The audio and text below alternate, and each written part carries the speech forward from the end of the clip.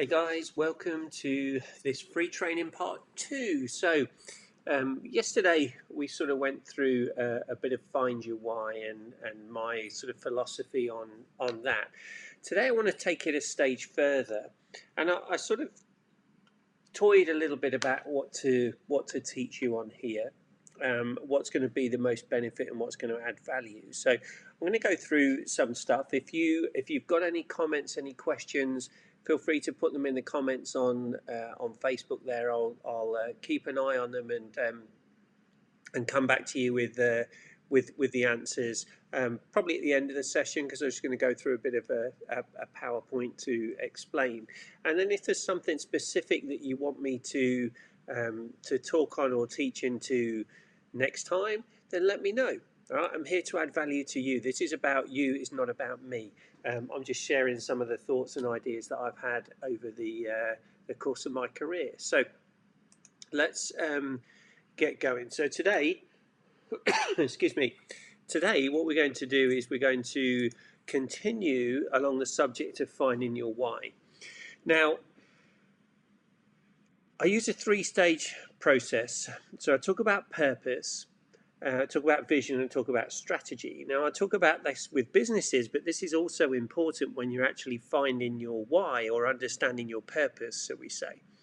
So when you're looking at this, and people have asked me how they can find their purpose, the first thing I think you should ask yourself is, why do I do what I do?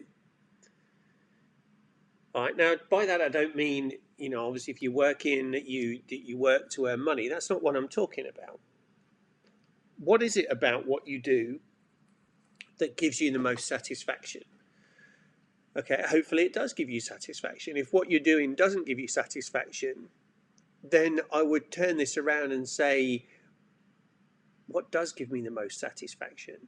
Because that's the purpose. That's what you should be aiming for. So the second aspect is vision. And I will add that the purpose side of it, when you do it properly, it does take quite a while. And it can be sometimes a painful process, to be honest, because it may highlight things that you maybe want to put away in your mind, but you need to face them if you're going to truly find your purpose. So when we look at vision, this quite simply is, what do I want the outcome to be? So in other words, how will you measure your success? Okay, one of the reasons that people don't succeed is that they don't have a measurement in place to tell them whether they're succeeding or not, or to tell them whether they're on track. So your vision is your dream. Okay, this isn't a short-term goal. This is not what we're talking about here. This is, again, I talked yesterday, if you could design and create your ideal life, what would that look and feel like? That's your vision. It's your dream. What could be called your impossible goal, right? It should be far out there. It should be something that scares you just a little. Don't worry about what other people think, guys. It doesn't matter. It's what you want to aim for. That's your vision. Then we look at strategy. Now, strategy, quite simply, is like, how am I going to achieve it? All right. So what's your plan? Yes, you need a plan. Right? Because failing to prepare is preparing to fail. So you need a plan. Now, you don't need to have every single step worked out along the way, right? You merely need to know checkpoints, right? They're your goals, right? Your goals are your checkpoint. And what this is basically teaching you guys, this is teaching you a growth strategy rather than a goal strategy. What's the difference? Well, if you have a goal strategy, you will reach those goals along the way. But your mind is so fixed on achieving those goals that you won't set very high goals. So you're probably not going to grow. Right? You're also set on achieving those goals, so you will set them so that you don't fail. But if you don't fail, you're not learning anything. You're not stretching yourself. To be honest, you're not trying hard enough if you don't fail. Now, excuse me, 3 key questions to think about, again, is what fulfills you, what gives you that satisfaction, and what motivates you. Now, as we've said in the past, money is not a motivator, money is a result. The motivator could be more time with your family. It could be more freedom to do what you want, with who you want, when you want, how you want. It could be the ability to enjoy your passion, right? To spend more time doing a hobby like painting or playing golf or whatever it is. That's your motivation. Let's also think about what have you enjoyed doing most in the past and what have you enjoyed doing least in the past. Because as I said, the intention of this is for you to do more of what you love to do and none of what you don't like to do. And reduce the things that you like, don't mind if I do it or not. So,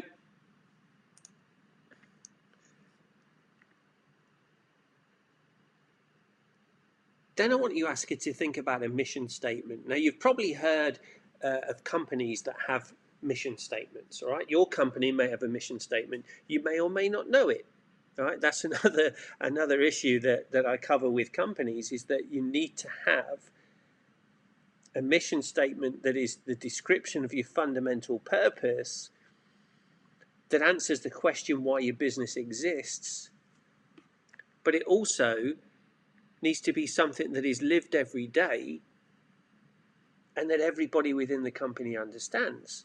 Now, if you're looking at this from a personal point of view, you could have your own mission statement. What's your fundamental purpose? Why do you exist? Do you live it every day? And then do you reflect every day to say, what did I do today to live my mission statement? Now, I highly recommend that you add 15 to 30 minutes into your calendar every day towards the end of the day to do reflection. Okay, and this reflection should again be, what did I do well? What did I do not so well? The things that I did well, how can I improve on those and keep getting better and better? Walt Disney would call this plussing it. He wanted to make everything better.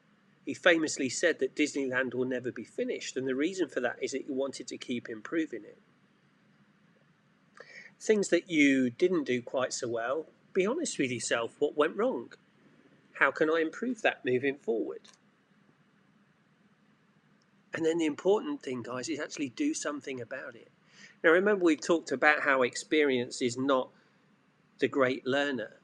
Evaluated experience is what is learned. That's what this is about. Reflection is about evaluating the experiences, both good and bad. Now, when I went through and did my own, let's call it a why statement here, which is a term that Simon Sinek used, this is what I came up with for me. My why statement is to add value to other people in order to develop leaders everywhere. Well, that's more my mission statement. My why statement, instead of to develop leaders everywhere, is so that people can become the best versions of themselves. But as a mission, this is what my mission is. I want to develop leaders because we are all leaders. Whether we've got leader in our title or not, we're all leaders. So I scoot through my history a little bit here, but I actually was proud to receive the Walt Disney Legacy Award, and I received that because I would try and develop people within the team. Right, so this is me with 3 of our executives as I received the Walt Disney Legacy Award. Now, one thing I want to just expand on, we talked about failure. I want you to give yourself permission to fail. What do I mean by that? Well, as I said, if we're not failing, we're not trying hard enough, we're not stretching ourselves, and therefore we're not growing. You need to push the boundaries. And failure is good as long as you learn from it. The other thing to remember with this is that you shouldn't wait to get good before you get going. You will make mistakes. Learn from the mistakes. Don't repeat them and keep moving forward. If you wait for perfection, you'll be waiting forever, because perfection doesn't exist. Perfection is just another word for procrastination, and procrastination is the killer of dreams. So don't do it.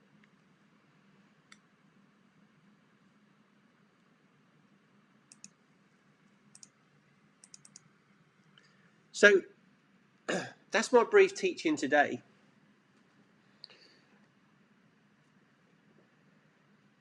And I think the key thing out of there is that you can achieve anything you want to achieve,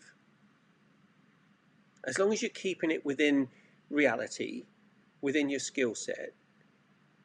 But you have to have a passion and a purpose to keep you going. If you don't, when times get tough, you'll stop. And if you stop, you might as well give in. Don't settle. Don't settle for average. Don't settle for mediocrity. Don't settle for what you've got. You know, there are too many people that are going through life not enjoying what they're doing. There are too many businesses that don't invest in their people with training and development programs and proper onboarding programs to set people up for success. I was reading an article this morning that I shared as well somewhere that said that it costs 90 to 200% of somebody's annual salary to replace them. That's crazy. You know, think about this. If every employer just spent $1,000 to $5,000 on training for each individual within their organization, what a better place they would be in. You know, people say they haven't got time to train people. You know, they don't want to train people, so they go off and leave. Well, tell you what, people leave companies. They don't leave companies for the company. They leave it because of the leaders. And that's where the leaders are putting a lid on their employees, on their staff. They're stopping them growing. So then the employees have to go elsewhere to grow. That's not a good situation.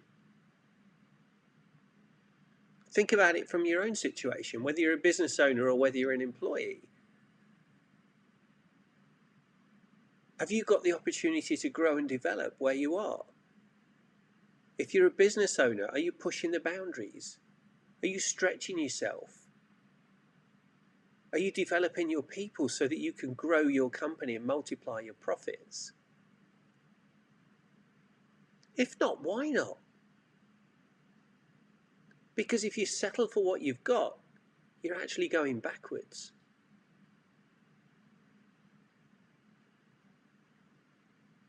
Now, it's not okay to be average. Not if you want to grow. And actually, if everybody settles for average, that level of average will go down. You see, an average is obtained by taking the sum and dividing it by the set number. So if everybody is producing, let's say, 100 units, and there's 10 people, that means the average is 10. If people settle, right, and within that 10, you'll have some that are probably producing 5 or 6 and some that are producing 13, 14, 15. If the ones that are producing the higher numbers settle and they lower their performance, what happens is that sum is no longer 100, it maybe goes down to 90. But there's still 10 people, so therefore the average is 9. So you could still be average, but your performance is actually going down if everybody's settling for average. So don't do it. Stretch yourself. Push yourself. Understand your purpose. Set a vision for where you want to get to. Be ambitious with that vision. You know, I talk about shooting for the stars, and if you miss the stars, you'll reach the moon. I'd take the moon, wouldn't you? But if you shoot for the moon and you miss it, where are you going to be? Probably in orbit somewhere, spinning around, doing nothing. Don't be there. So again, I'll leave you with my saying, don't live in fear of failure, live in fear of regret. Have a great day, everybody, and watch out for more training coming up soon. Thanks for watching. Bye for now.